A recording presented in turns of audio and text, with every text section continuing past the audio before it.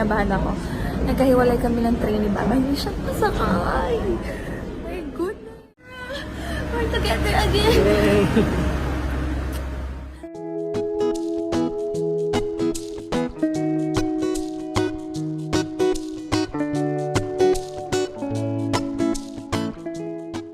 Naiyak si Sheira Diaz matapos silang pansamantalang magkahiwalay ng kanyang asawa na si E.A. Guzman habang naglalakbay sa Paris.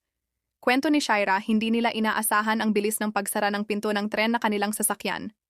Bigla na lang itong nagsara pagkasakay niya, kaya naiwan si E.A. Dahil dito, nauna nang makarating si Sheira sa susunod na istasyon, mag-isa at puno ng kaba. Hindi niya maitago ang kanyang pag-aalala habang hinihintay kung darating ba si E.A. sa sumunod na tren.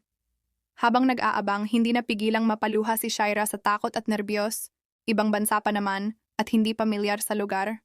Kaya naman nang dumating na rin si E.A. sakay ng sumunod na tren, hindi maipaliwanag ang tuwa at ginhawang naramdaman ni Sheira.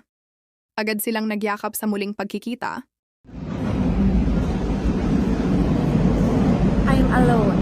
Na-stress ako very light. Oh my gosh, kinabahan ako. Nagkahiwalay kami ng train ni Baba. Hindi siya masakay. My goodness! Ang dami ko na napapanood dito sa TikTok about sa mga pickpockets and all. Diyos ko, dito ba talaga kami nagkahiwalay ni Baba? My God. Ito ko ng pwesto sa dulo. Inaantay ko siyang makababa. Pupunta kami sa Trocadero. Kami mapagabi. I mean, maglalakad-lakad. Tsaka babalik.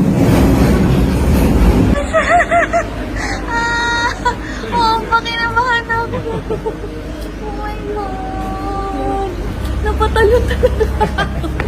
Nakita mo? Ako din, sabi ko, paano kami? Kasi sabi niya lang, nakapasok na ako. Sabi niya, wala Baba, pagtingin ko nakasarado. Kasi papasok sana ako, hindi pala ito nag-stop.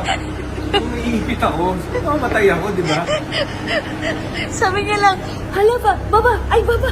Hindi, Tinama, pakita ko yung itsura ko. Pagkasara. Sabi mo, ay Baba. Ay, Papa!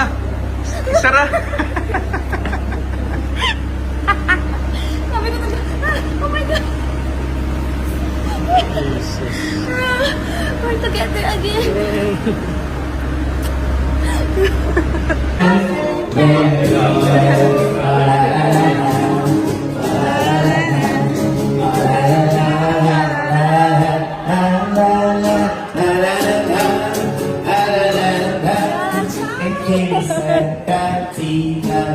Nice.